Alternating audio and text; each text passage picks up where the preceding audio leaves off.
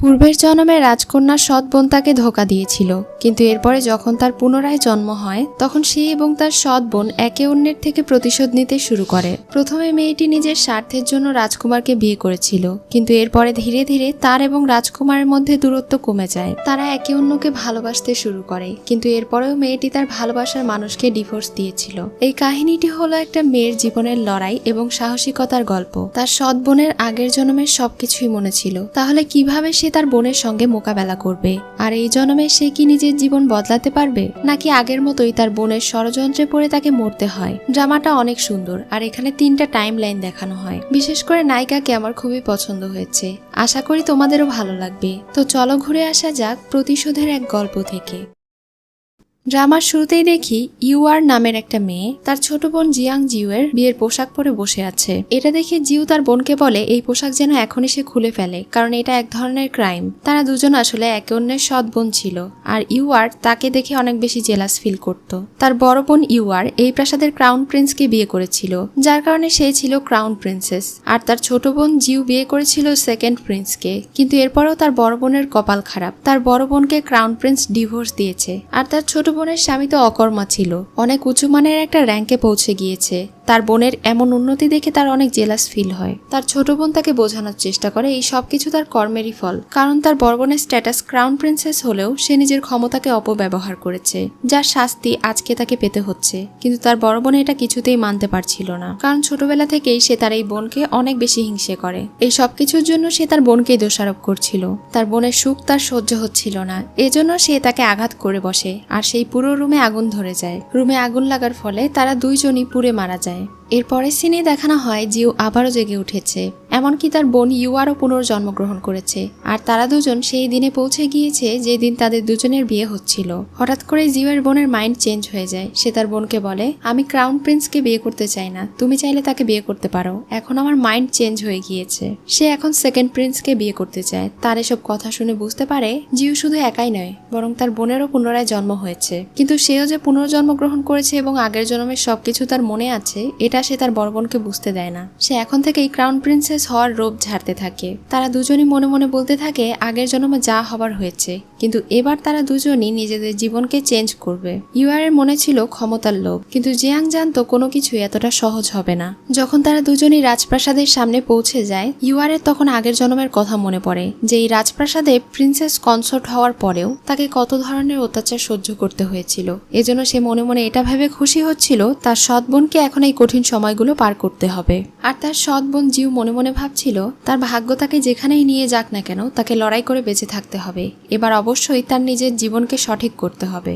গৃহপ্রবেশের সময় তাদেরকে একটা নিয়ম দেওয়া হয়। ক্রাউন প্রিন্সের কনকুবাইন তাদেরকে বলে তাদেরকে এই গোল্ডেন লোটাসের ওপর দিয়ে আসতে হবে। আগের জন্মে জিউয়ের হাজবেন্ড তাকে কোলে করে নিয়ে গিয়েছিল, আর এবার যেহেতু তাদের জায়গা বদল হয়েছে, এজন্য জিউয়ের জায়গায় ইউআরকে তার হাজবেন্ড কোলে করে নিয়ে চলে যায়, আর জিউকে সেই কাচের ওপরে পা দিয়ে আসতে হয়। তবে ইউআর গত জন্মে যেমন আঘাত পেয়েছিল, এবার তার তেমন কিছুই হয় না। তার কারণ এগুলো জিউ আগে থেকেই জানতো, আর এজন্য সে তার পায়ের ভেতরে আগে থেকেই মোটা করে কাপড় দিয়ে রেখেছিল। এবার তাদের বিয়ের আসল নিয়মকানুন শুরু হতে যাচ্ছিল, কিন্তু সেখানে ক্রাউন প্রিন্স উপস্থিতি ছিল না। এটা দেখে ইউআর তাকে নিয়ে মজা করছিল। তখনই সেখানে ক্রাউন প্রিন্স জিং চলে আসে, তবে তার সঙ্গে একটা মেয়ে ছিল। মেয়েটি ছিল একটা নর্তকী, আর তার নাম হলো লিং ইউ। গত জন্মে ক্রাউন প্রিন্স বিয়ের দিনে ইউআরকে এসব বিষয় নিয়ে অনেক বেশি অপমানিত করেছিল, লোক হাসিয়েছিল। সে আসলে তার বিয়ের থেকে বেশি এই মেয়ের কেয়ার করছিল, যে কারণে রানীমা তার উপরে রেগে যায়। কিন্তু তারপরেও ক্রাউন প্রিন্স এই বিয়ে করতে রাজি নয়, সে ওই মেয়েকে নিয়ে চিন্তিত ছিল। এটা দেখে জিউ ক্রাউন প্রিন্সকে একটা অফার দেয়। সে বলে, এটা আমাদের পরিবারের বিশেষ একটা ঔষধ, এটার মাধ্যমে যে কোনো রোগ সারানো সম্ভব। আপনি চাইলে আমি আপনার বান্ধবীর রোগ সারাতে পারি, তবে এর বদলে আমারও কিছু লাগবে। আপনার সঙ্গে আমি ডিল করতে চাই। এটা শুনে ক্রাউন প্রিন্স তাকে কাছে টেনে নিয়ে বলে, তোমার এত বড় সাহস, তুমি আমার সঙ্গে ডিল করতে এসেছো? জিউ তখন তাকে বলে, লোক হাসানোর থেকে এই ডিল করা আমি মনে করি ভালো, আর আপনি যদি চান আপনার বান্ধবীকে বাঁচাতে, তাহলে এই ডিল আপনার জন্য ভালো একটা অপশন। তখন ক্রাউন প্রিন্স তাকে বিয়ে করবে বলে প্রমিস করে, আর বিয়ের পরে সে ওই পিল দিয়ে দেবে, যার কারণে মেয়েটি বেঁচে যাবে। ক্রাউন প্রিন্স তার কথা মতো রেডি হয়ে বিয়েতে যায়। এরপরে রানীমায়ের সামনে 2 জোড়া বিয়ে হয়। এসব কিছুর কারণে ইউআরকে বেশি খুশি হতে দেখে জিউ শুধু মনে মনে বলছিল আগের আগের জন্মে দ্বিতীয় প্রিন্সের সফলতা দেখে সে যেটা ভাবছে এবং তার স্ট্যাটাস বড়লোকিতা দেখে লোভে পড়ে তার বোন তাকে বিয়ে করছে, কিন্তু এর পেছনে যে আসল সত্য লুকিয়ে আছে সেটা তার বোন কিছুদিন পর থেকেই টের পাবে। রাতে জিউয়ের বিশ্বস্ত সার্ভেন্ট চুনমেই তার সঙ্গে কথা বলছিল। সে বলে, আজকের দিনে যে কাহিনী হলো, এত কাহিনী আমার জীবনে আমি কখনো কোনো বিয়েতে দেখিনি। বাইরে থেকে ইউয়ার জিউয়ের রুমের জানালাগুলো লক করে দিচ্ছিল, কারণ গত জন্মে বিয়ের দিন রাতেই কনকুবাইন তিয়ান তার রুমে একটা অন্য ছেলেকে পাঠিয়েছিল, যার কারণে বিয়ের রাতেই তাকে কলঙ্কিত হতে হয়েছিল। তার বোন জিও যেন একই এক্সপিরিয়েন্স অনুভব করে, এজন্য সে তাকে সাহায্য করে। কিছুক্ষণের মধ্যে একটা কালো মুখোশ পরা লোক জিওয়ের রুমে প্রবেশ করে। এটা দেখে সে কনকুবাইন তিয়ানের কাছে গিয়ে বলে, আমি এক্ষুনি দেখলাম আমার বোনের রুমে একটা ছেলে প্রবেশ করছে। তখন তো তিয়ানের বিষয়টা আরো সহজ হয়ে যায়। সে বলে, বিয়ের রাতেই সে অন্য পুরুষের সাথে মেলামেশা করছে, চলো আমার সঙ্গে। এটা বলে সে তাকে সঙ্গে করে নিয়ে চলে যায়। জিউয়ের সঙ্গে একটা ছেলে বিছানায় শুয়েছিল। তখন তারা জিউকে হাতে নাতে ধরতে গেলে জিউ কনকুবাইন তিয়ানকে ভেতরে যেতে লাথি মেরে বসে। সে তাকে বলে, তোমার এত বড় সাহস, বিয়ের দিনে আমাদের প্রাইভেট রাতে এসে তোমরা দুইজন আমাদের জন্য অসুবিধা ক্রিয়েট করছো। তখন সে পর্দা সরালে দেখতে পায় এটা অন্য কেউ নয় বরং প্রিন্স জিং। তখন তো সে আর ইউ আর অনেক বেশি অবাক হয়ে যায়।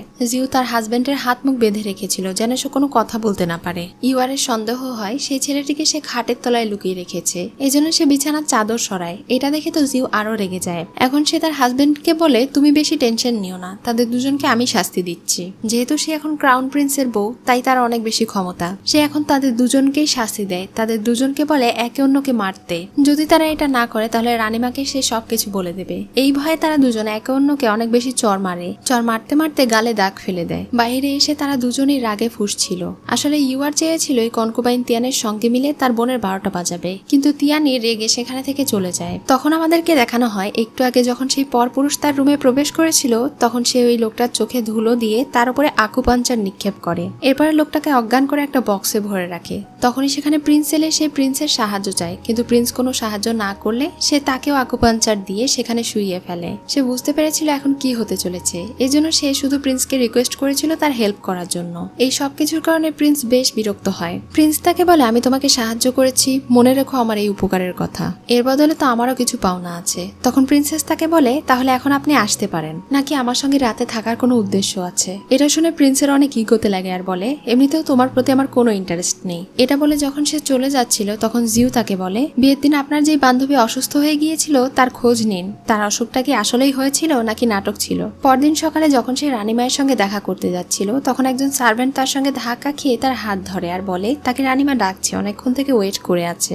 তখন সে রানীমায়ের দরবারে যায়। যেহেতু সে নতুন বউ, তাই রানীমা চান সে যেন তাদের পূর্বপুরুষের সামনে আগরবাতি জ্বালায় এবং তাদের সম্মান জানায়। যখন সে আগরবাতি জ্বালায় তখন সেটা ফুলঝুরির মতো ফোটে আর সে ভয়ে ওটা হাত থেকে ফেলে দেয়। এটা দেখে তো পাশে থেকে কনকুবাইন তিয়ান রানীমাকে বলছিল, এসব কিছুর মানে তো অলক্ষী, সে আসলে একটা অলক্ষী। আমাদের পূর্বপুরুষরা চায় না সে আমাদের ক্রাউন প্রিন্সেস হোক। রানীমা আসলে এসব অন্ধবিশ্বাসে একটু বেশি বিশ্বাসী ছিল, এজন্য তিনিও বিশ্বাস করে বসেন। ক্রাউন প্রিন্সও কিছুই বলছিল না, বসে বসে দেখছিল। তখন আর কোনো উপায় না পেয়ে জিউ নিজেকে নির্দোষ প্রমাণ করে। সে বুঝতে পেরেছিল আসার সময় সেই সার্ভেন্ট তার হাতে বারুদ লাগিয়ে দিয়েছিল, এজন্য সবার সামনে সে এটা প্রমাণ করে দেয়। তার এই সাহসিকতা আর বুদ্ধিমত্তা দেখে রাজকুমার বেশ ইমপ্রেস হয়ে যায়। যেহেতু সে প্রমাণ করে দিয়েছে এজন্য এখন সে নিজের হাত মোছে, আবারও সে আগরবাতি জ্বালায়, সম্মান জানায়। কিন্তু কিছুক্ষণের মধ্যেই সেই সব সমাধি থেকে রক্ত পড়তে শুরু করে। এটা দেখে তো কনকুবাইন তিয়ান আবারও চেঁচামেচি শুরু করে দেয়। সে আবারও রানীমাকে বুঝাতে থাকে আর বলতে থাকে, দেখেছেন আমি ঠিকই বলেছিলাম, এই মেয়ে অলক্ষী। আমাদের পূর্বপুরুষরা সংকেত দিচ্ছে তাকে এক্ষুনি মেরে ফেলার জন্য।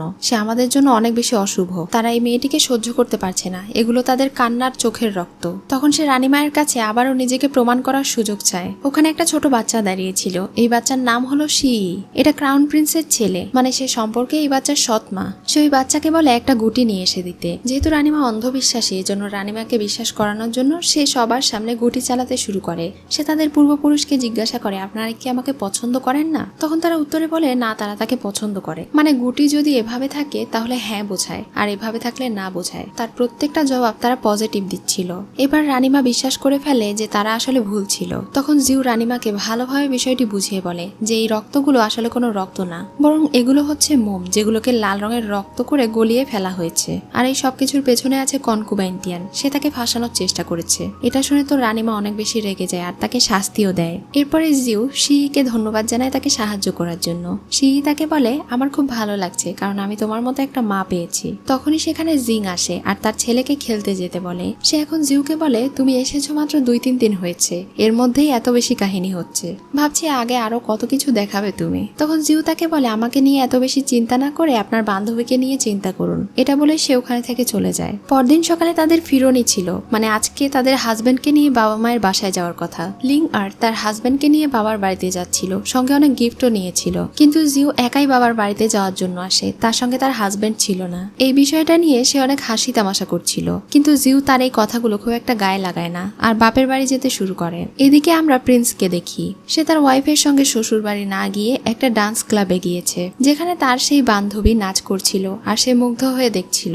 এই মেয়েটাই আসলে বিয়ের দিনে অসুস্থ হয়ে পড়েছিল, আর ক্রাউন প্রিন্সের ওয়াইফের দেওয়া সেই ওষুধ খেয়ে সে এখন সুস্থ আছে। এটা দেখে তো প্রিন্স স্বস্তি পায়। সে তাকে বলে, আমি এই হোটেল তোমার জন্যই নিয়েছি, তুমি এখানে ঘুরে বেড়াও, আনন্দ করো। তখন তো সেই মেয়েটা আরো বেশি খুশি হয়ে যায়। এরপরে প্রিন্স তার বিশ্বস্ত লোককে বলে এখানে তাদের লোকদেরকে নিয়ে আসতে। সে আসলে এই পার্সোনাল স্টুডিও কিনেছে যেন তাদের লোকেরা এখানে বসে কথাবার্তা বলতে পারে, আলোচনা করতে পারে। অন্যদিকে আমরা জিউয়ের বাড়িতে দেখি তার বাবা মাও তাকে অবহেলা করছিল, কারণ ইউ আর তার বাবা মাকে কান্না করে করে বলেছে শ্বশুর বাড়িতে তার বোন তাকে অনেক জ্বালাতন করেছে, তাকে বকা খাইয়ে নিয়েছে। এজন্য তো তার বাবা মা তার সঙ্গে রেগেছিলই। তার উপরে সে ক্রাউন প্রিন্সকে সঙ্গে করে নিয়ে যায়নি জন্য সেখানে তার আরোই মূল্য দেওয়া হচ্ছিল না। আর একে তো এটা তার সৎমাও ছিল, তার উপরে রেগে যখন তার বাবা তাকে আঘাত করবে তখনই সেখানে সিহি চলে আসে। যেহেতু এই ছেলেটা ক্রাউন প্রিন্সের ছেলে ছিল, এজন্য তারা আবারও তার সঙ্গে ভালো ব্যবহার করতে শুরু করে। জিউ তার ছেলেকে বলে, তুমি একদম সময় মতো এসেছো। ভেতরে যাওয়ার পরে ইউ আর তার বাবা মাকে অনেক সুন্দর সুন্দর গিফট দেয়, যেটা দেখে তারা অনেক বেশি খুশি হচ্ছিল।